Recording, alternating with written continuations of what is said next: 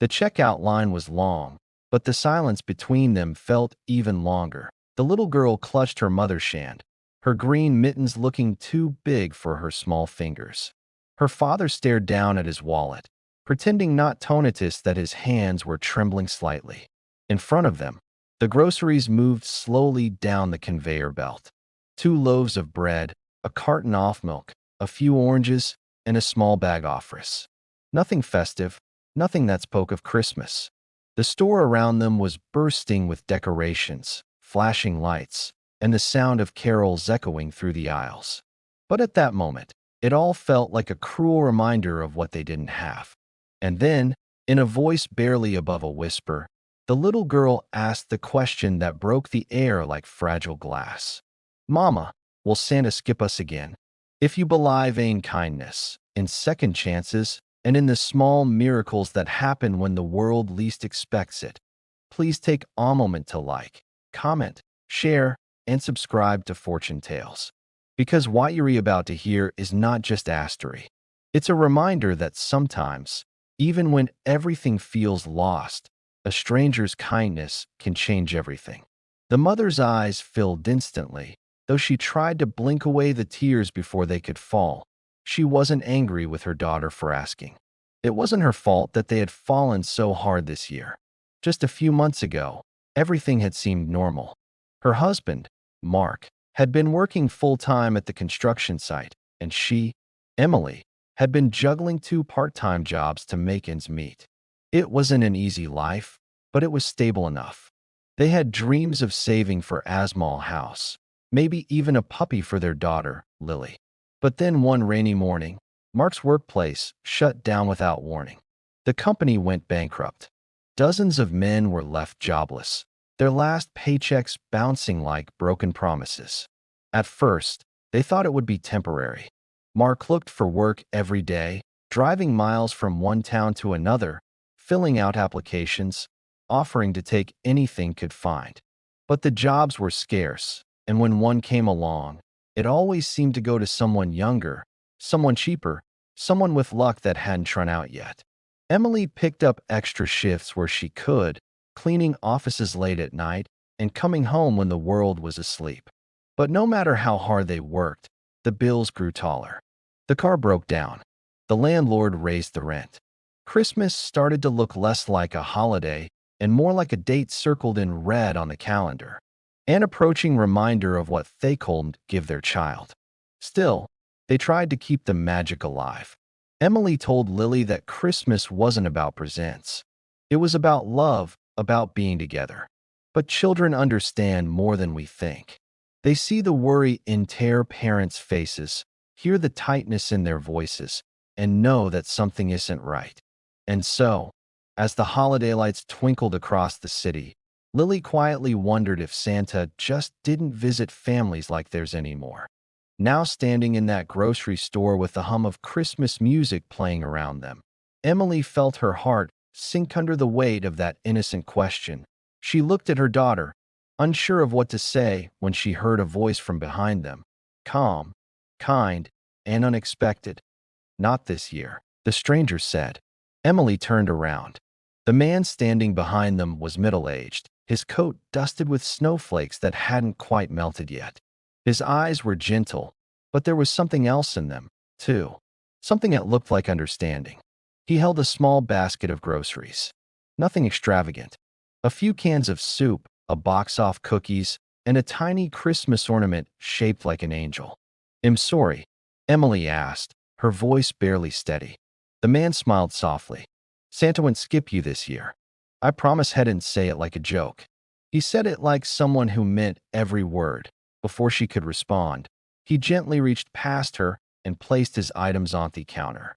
Then, without hesitation, he told the cashier, "Add their groceries to mine, please." Emily's face flushed. "Oh, no. No, you don't have veto," she started, but the stranger just shook his head. "Please," he said quietly. "Let me." The cashier looked uncertain, glancing at Emily for confirmation. She didn't know what to do. Her pride told her to refuse. But when she looked down and saw her daughter's hopeful eyes fixed on the stranger, She couldn't bring herself to say no. So, she nodded, tears stinging her eyes. The man smiled again. "Merry Christmas," he said simply. That night, Emily couldn't stop thinking about him. They didn't even know his name.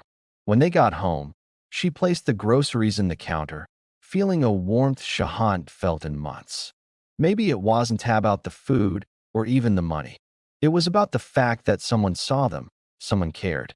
That simple act of kindness lit something inside her, a spark that had almost gone out. A few days later, Emily decided to bake cookies with Lily using the last bit of flour and sugar they had. They didn't fave fancy decorations or wrapping paper, but they packed the cookies into small paper bags and tied them with string. "What are we doing, Mama?" Lily asked. "We're going to be Santa for someone else," Emily said with a smile. They walked through the neighborhood, leaving cookies on doorsteps. Old Mrs. Turner down the street, who lived alone, the single dad in the apartment next door, even the security guard at the local clinic. Each time they left a small bag, Lily giggled and whispered, "Merry Christmas." For the first time in months, the air didn't feel so heavy. But what they didn't know was that the stranger hadn't forgotten them either. A week later, on Christmas Eve, there was a knock on their door. When Emily opened it, she found a small package sitting on the step. There was no name, no card, just a red ribbon and a note that said, "Santa never forgets those who give." Inside the box was a gift card to the very grocery store where they had met him, along with a tiny angel ornament identical to the one he had bought that day.